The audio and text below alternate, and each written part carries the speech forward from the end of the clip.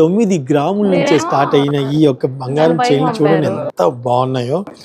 అసలు బ్యూటిఫుల్గా ఉన్నాయండి, చాలా కలర్ఫుల్గా, చాలా రాయల్ లుక్తో కనిపిస్తున్నటువంటి ఈ కలెక్షన్ నాకు చాలా బాగా నచ్చింది అనమాట. ఇందులో మీకు ఏ ఐటమ్ నచ్చినా కానీ దాన్ని రౌండప్ చేసి వాట్సాప్లో పంపించండి.